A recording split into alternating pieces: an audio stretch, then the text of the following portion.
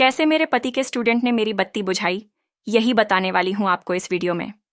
शादी से पहले मैं एक प्राइवेट स्कूल में भौतिक विज्ञान पढ़ाती थी, जिसे इंग्लिश में फिजिक्स कहते हैं। इत्तेफाक से मेरी शादी गणित के शिक्षक से हुई। शादी के 3 हफ्ते बाद मैं अपने पति के साथ शहर शिफ्ट हो गई।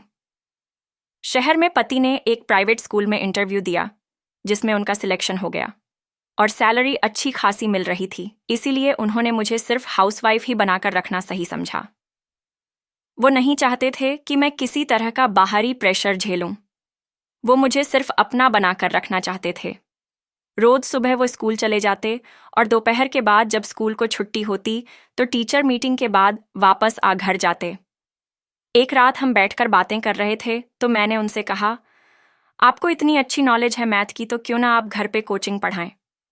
वो तुरंत मेरी बात से सहमत हो गए और उन्होंने कहा, बहुत अच्छा आइडिया दिया तुमने स्वेच्छा। मेरे स्कूल से आने के बाद भी काफ़ी टाइम बचता है, जिसमें मैं घर पर ही बच्चों को बुलाकर कोचिंग पढ़ा सकता हूँ।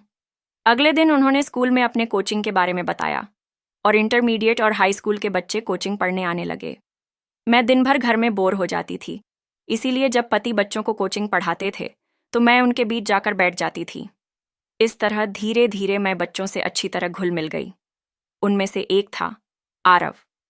आरव 19 साल का जवान, हैंडसम और बेहद स्मार्ट लड़का था।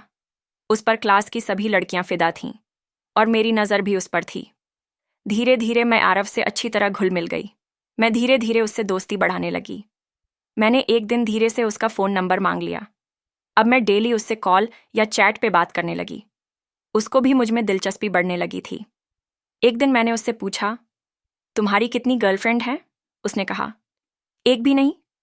मैंने पूछा, ऐसा क्यों? तो उसने कहा, टाइम पास करना नहीं पसंद है, बस काम करने से मतलब रखता हूं। ये सुनकर तो मैं उसकी फ़ैन हो गई। धीरे धीरे हमारी बातें और भी गहरी होती गईं। मैं उससे अच्छे से मिलना चाहती थी, लेकिन रास्ते में पति आ रहे थे, तो मैं किसी खास मौके का इंतज़ार करने लगी। और एक दिन वो खास मौका आया। एक दिन पति के स्कूल के किसी टीचर के बच्चे के भाई की शादी थी, तो उसने इनको फैमिली के साथ इनवाइट किया। पति ने मुझसे कहा, तुम भी चलोगी? पहले तो मैंने सोचा चलिए जाती हूँ, लेकिन फिर ख्याल आया कि शायद यही वो खास मौका हो सकता है जिसकी मुझे तलाश है। क्योंकि पति तो उसके बारात में जाना था, इसलिए वो उस रात तो घर नहीं आ सकते थे। जब वो दिन आया तो शाम को पति ने कहा, चलो रेडी हो जाओ, निकलना भी है। लेकिन मैंने तबीयत खराब होने का बहाना बना लिया और सब कुछ प्लान के मुताबिक चल रहा था। पति चले गए। मैंने पहले ही आरव को कॉल पे सारा सीन बता दिया था। जब पति चले गए तो मैंने आरव को कॉल किया और उसको घर बुलाया। वो कुछ देर बाद बाइक से आया और बाइक अंदर खड़ी की। फिर मैं उसे घर के अंदर ले गई। हम दोनों सोफे पर बैठे।